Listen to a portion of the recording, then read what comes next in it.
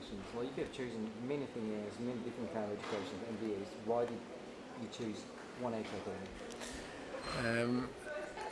I think that I simply, when I learned about the material of 180, I looked through every single item of it, and I said, this applies to me, and this applies to me too, this applies to me too.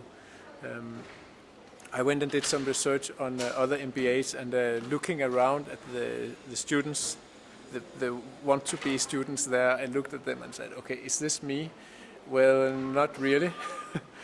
And I think my profile doing concept creation, I really like to work with people that can change me, and where I don't always have to change them. So I had this idea that an education like this would attract people that can actually teach me something, and I think that after module 1 I'm right, that they actually did. So you got something out of it, like a very apprehensive flight. I remember that we had a chat about this. Mm-hmm. How do you feel now, like everything followed in? What did you get out of the module 1? Well, actually, everything has not really fallen down yet. I still go and learn every day. I think the biggest learning has taken place, and there are certain aspects and issues. First of all, there's this skill set of dealing with people and getting this, you could call it like professional empathy or something like that. That is easier for me now to go and try and talk to and listen to other people because of this module. So that's the kind of the core skill.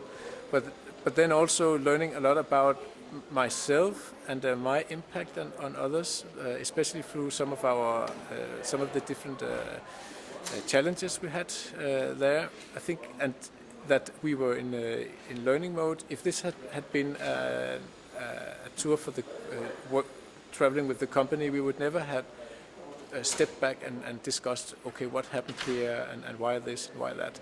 So I think that the act of deliberately going to school and going and facing challenges like this has taught a lot. So it's kind of twofold. That's right. Yeah. Sorry, I interrupted you. Yeah. It's twofold. Exactly what it is. Your teamwork showed a lot about this twofoldness. That you like, and the way you run away to help the people, small businesses, to get the attempt the right way to create something valuable, something beautiful. On the other way, you learn also from the individuals. How would you estimate your connection with those people? What would you think? What would you do? How close we got to the people that we met? Somehow, especially the people that we saw more than just kind of a couple of minutes, I felt that we connected relatively well. For the business place people, that was where we met obviously Sean, who was kind of we were supposed to get to know him quite well because he's part of the team as well, and he's also part of working down there. I felt that we got pretty close, and the way that I feel the closer we get is that how quickly and how open people they address their own if they're in doubt of anything, or if they want to ask about something. It's like how quickly do they get to the matter. That's what counts to me, and like how I usually work. And I don't know about the customer. The Isabella, the dressmaker that we went and visited, it felt like we, at least to me when I was there or when we were there, that we had like 15 minutes of kind of, okay, let's get this thing done right, and then suddenly we just emerged into the situation, and because we showed signs that we were kind of on eye height, I actually felt that there was a lot of good connection there, and he really started to talk about how life was living in Soweto, having your own business, and it felt like very much like we were there. So of course it's only a glimpse, but I think that we could actually have learned, or we learned quite a lot on how it is to emerge there. I think for Karen, that's her kind of daily job. So maybe not the biggest learning for her since she does that daily. I think for Annie and myself and for Isabella, it was a very big moment. But I'll ask Karen next time. She learned something else, obviously, because she typically works alone, and suddenly she was with others, and the way that we could balance the interview to get even kind of deeper in the conversation.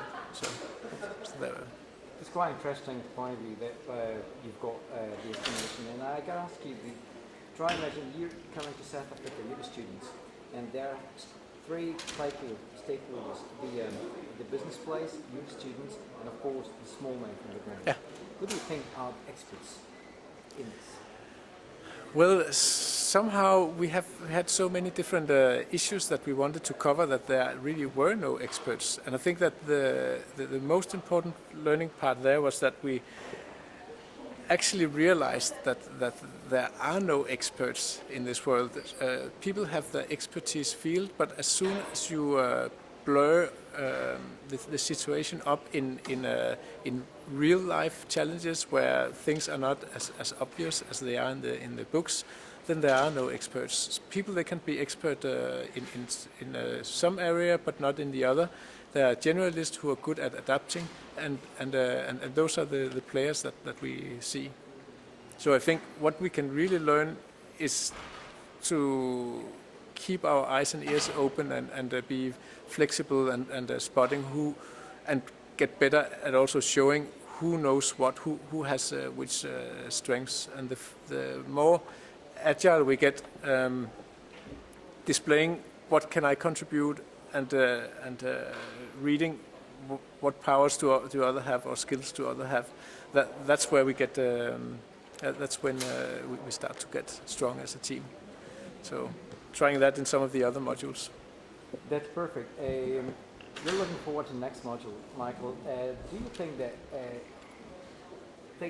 was it difficult for you to close your eyes and ease and leave your work behind when you get to South Africa? Because you were asked to keep your job and your profession completely out of the session. Do you succeed on that, or do you think that was a good idea?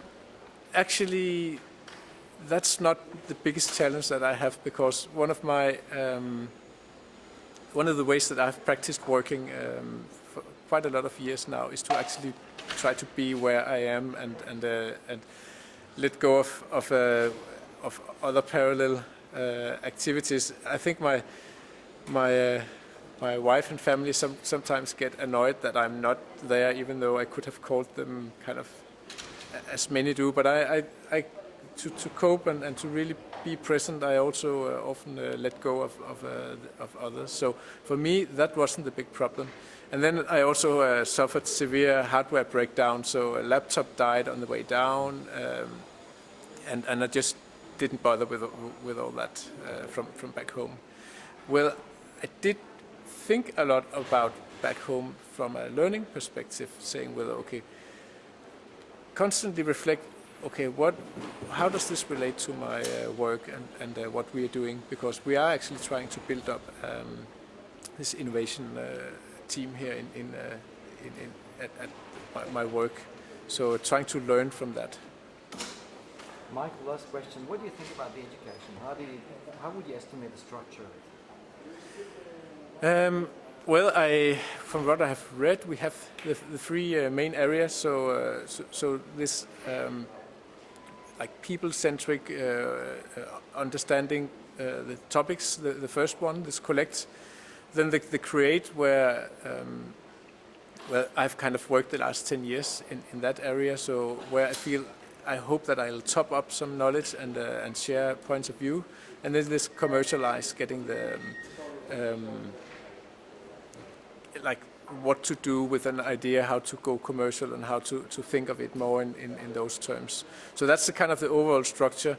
I think that where we are right now, we got home, kind of, if you could say, it's the first inning.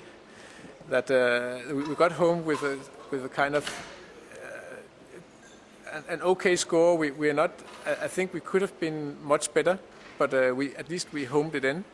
thanks to that Jerry made this crash landing, 20 minutes crash landing on the last day, when he explained what we were supposed to have done.